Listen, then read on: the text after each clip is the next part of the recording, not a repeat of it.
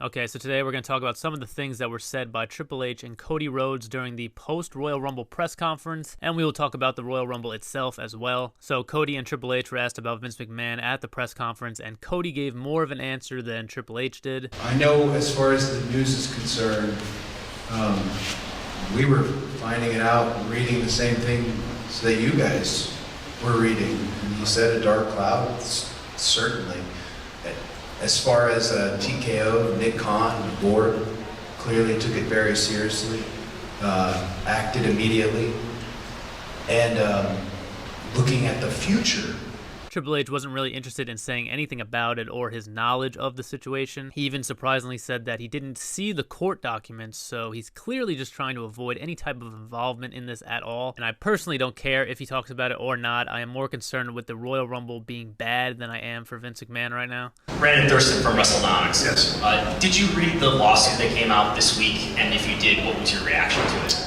I did not. I think Cody mentioned it, that we all found out in real time when you were. And that's the truth.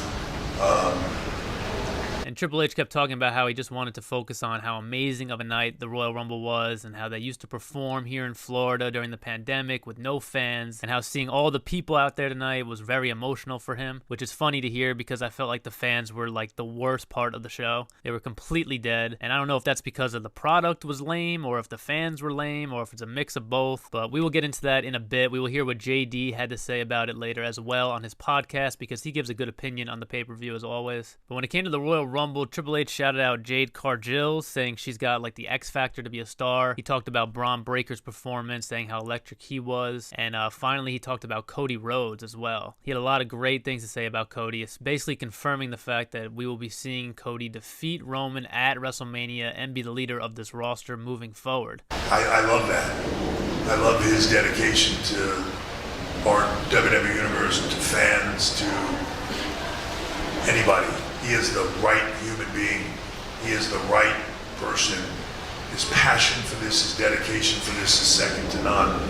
And, you know, it's bandied around as a term a lot, but he absolutely is the future of this for all the right reasons. And I think that Seth getting injured really screwed up a lot for the WWE and had a big effect on the Royal Rumble because I feel Cody only won this Rumble because Seth got injured and then they couldn't go all in on Punk winning and not having a storyline going into WrestleMania because Seth Rollins is questionable. So they had to give it to Cody, which screws up a lot of the surprise element that the WWE had with storylines going into WrestleMania, because now with Cody winning the Rumble, that puts a nail in the coffin for the whole Rock facing Roman thing, which The Rock hinted at doing next year anyways, but the rumors of it kept things very interesting. But now with Cody winning the Rumble, it just seems that he is obviously going to win at Mania, and it's going to be a pretty straightforward storyline with him and Roman now. And that was really the main issue with the Royal Rumble tonight. There was no big, exciting, shocking moments like usual. The crowd was completely dead, and the wrestling that was going on in the match itself was just kind of bland and boring, and nothing was going on. And JD talks about how he felt about the Royal Rumble and the crowd on his podcast, and I share a lot of the same feelings. Obviously, we all knew it was going to come down to who it came down to.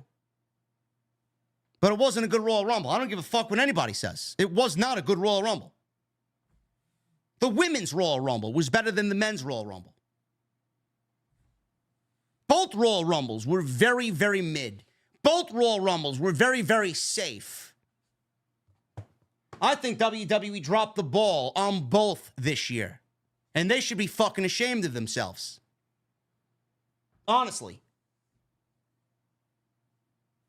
I don't know what went wrong. I don't know why Tampa was as fucking lifeless as lifeless could be for such a big fucking event. Cody wins the Rumble. Bayley wins the Rumble. We got the winners correct. But my God, man, getting there felt like a fucking chore tonight. And I know I'm not the only one that feels that way. And if you don't agree with me, tough shit.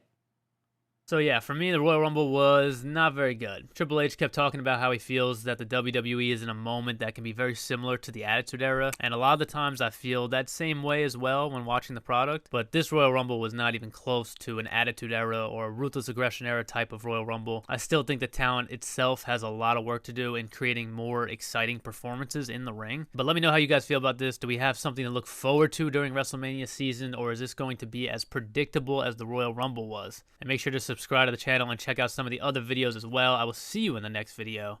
Peace.